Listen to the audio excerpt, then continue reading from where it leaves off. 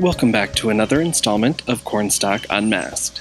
In the last episode, we said goodbye to David Fritz, previously known as Crocodile, and watched the return of No Hate Harry and Frog Queen. Which means tonight, we're saying goodbye to one of our first competitors from Season 2. It's with a heavy heart that we say goodbye to No Hate Harry. Let's see who it is.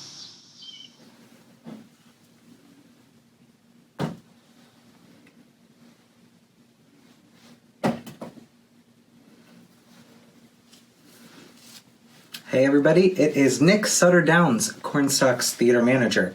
I would just like to thank Kenny and all of the panelists and the other contestants for making this so fun. Being in the position that I am in now, performing is kind of not really something that I get to do anymore. So thank you so much for the opportunity. This has been an absolute blast. I loved watching the first season, and so it's been great to actually be integrally involved here in the second season.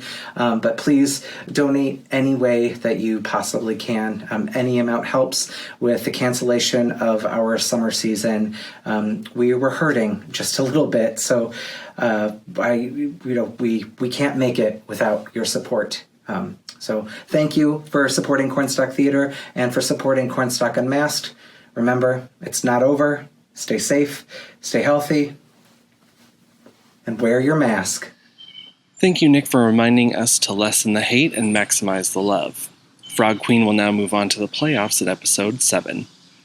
Tonight is our first ever theme night of Cornstalk Unmasked, and it's only by coincidence that tonight's theme is Disney.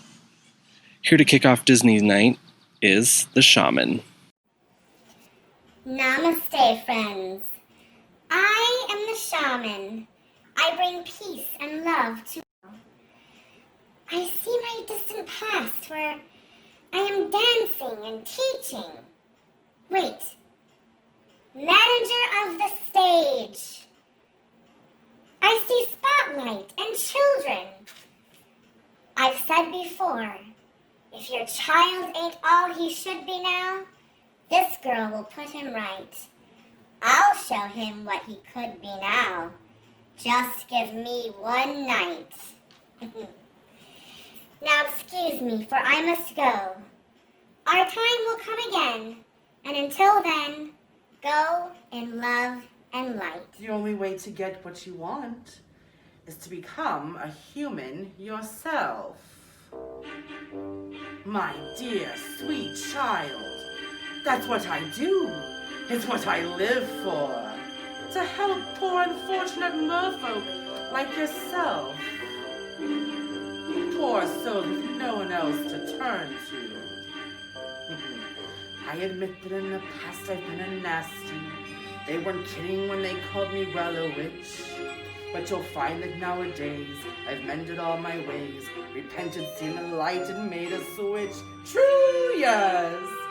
And I fortunately know a little magic. It's a talent that I always have possessed. And your lady, please don't laugh. I use it on behalf of the miserable, the lonely, and depressed. Pathetic. Poor unfortunate souls in pain, in need. This one longing to be thinner, that one wants to get the girl, and do I help them? Yes, indeed. Those poor unfortunate souls, so sad, so true. They come flocking to my cauldron, crying, spells, listen to please, and I help them. Yes, I do. Now it's happened once or twice. Someone couldn't pay the price, and I'm afraid I had to rake them across the coals. Yes, I've had the odd complaint, but on the whole, I've been a saint. To those poor unfortunate souls,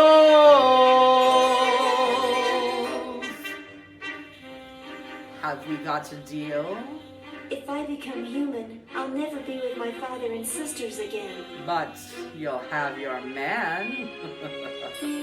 Life's full of tough choices, isn't it?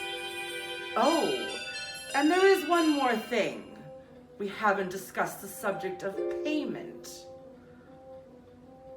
But I don't have... I'm not asking much.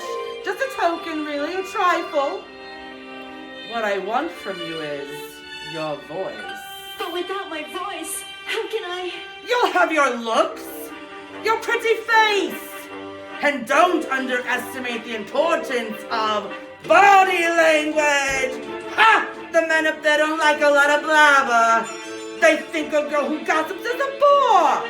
Yet Alanis must prefer for ladies not to say a word. And after all, dear, what is idle paddle for? Come on, they're not all that impressed with conversation. True gentlemen avoid it when they can. But they dote and swoon and fawn on a lady who's withdrawn. It's she who holds her tongue who gets a man. Come on, you poor unfortunate soul. Go ahead, make your choice. I'm a very busy woman and I haven't got all day. It won't cost much, just your voice. You poor unfortunate soul. It's sad, but true. If you want to cross the bridge, my sweet, you've got to pay the toll. Take a gulp and take a breath and go ahead and find the scroll. Bless them, just them, now I've got our boys. The boss is on a roll. This poor, unfortunate soul.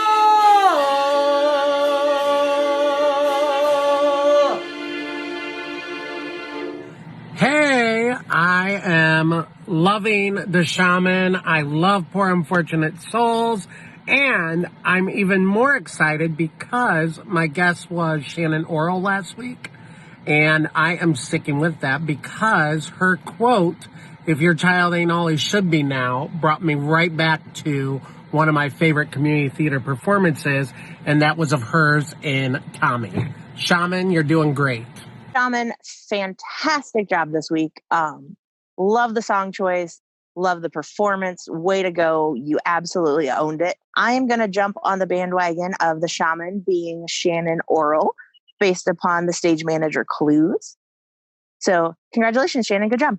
Shaman, it is so funny to see this scary presence and kind of freaky mask and then hear that squeaky voice. And you sound so nice, like such a nice person. And then you completely flipped things on us and gave us Poor Unfortunate Souls and did an incredible rendition of that. The song had all the right drama in all the right places, and I loved it. As far as who the Shaman is, I'm going to stand by my choice that it's Shannon Orrell, because the Shaman quoted the Acid Queen from Who's Tommy, and that's a role Shannon played. I was there, I remember it. So the Shaman is Shannon Orrell for sure. Her song choice was awesome. That's my favorite Disney villain song. So kudos, extra points to you for that wonderful rendition. Your clues are so cryptic for me, and I've never worked with Shannon Orrell, which is the other panelist's guesses. I'm going to guess based on the voice and the overall performance. My guess is Monica Newland. Our panelists thought these people were under the mask. Who do you think it is? Next up, Unicorn. Hi, Unicorn fans! Thank you so much for your votes on my first episode. It means the world to me to still be here with you all. Since my first dazzling performance, I received a few fan letters, so I thought I would answer some of those questions. The first question I received asked me what my hobbies are outside of musical theater. Let's see. Well, I have a few. I love playing volleyball. That's probably my favorite. I also really enjoy yoga because it keeps these limbs extra magical.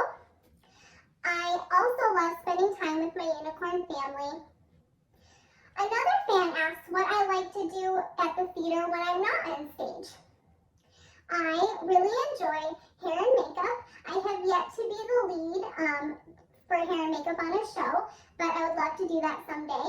But I've helped out, and it's so much fun and such a challenge to create a look for a show. The last question I got asked me what my dream roles are. So I'm going to give you two. For a straight play, my dream role would be playing Lady Macbeth in Macbeth, because she's super evil and cool, and I think it would be really fun to just get outside of my sweet unicorn self and do that kind of role. But first and foremost, my absolute dream role, ever since I was a teeny weeny little unicorn, was to play another mythical creature. Yes, I would love to be Ariel in The Little Mermaid more than anything, so I hope someday that happens for me.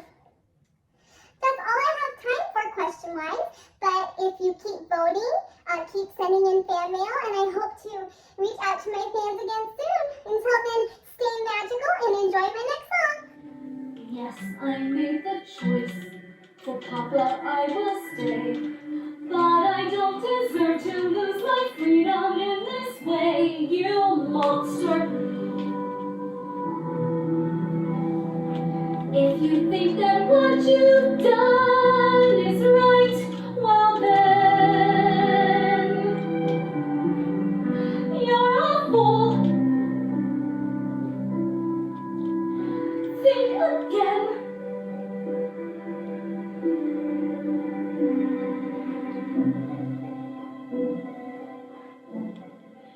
Is this home? Is this where I should learn to be happy?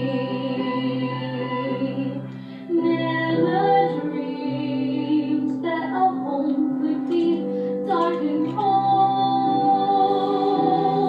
I was told every day in my childhood, even when we grow old, home should be where the heart is.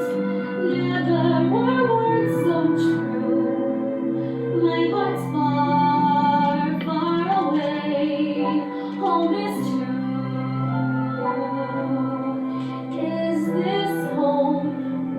Is this what I must learn to believe in? Try to find something good in this tragic place. Just in case I should stay here forever, held in this empty place. Oh, but that won't be easy. I know the reason why. My heart's far, far away. Home's a lie. What I give to return to the life that I knew lately. But I know that I can't solve the problems going back. Is this home? Am I here for a day or forever? Shut away from the world until who knows when. Oh, but then, as my life has been altered once, it can change again. Feel higher walls around me, change every lock and key. Nothing lasts, nothing holds on me. My heart's far, far away, home and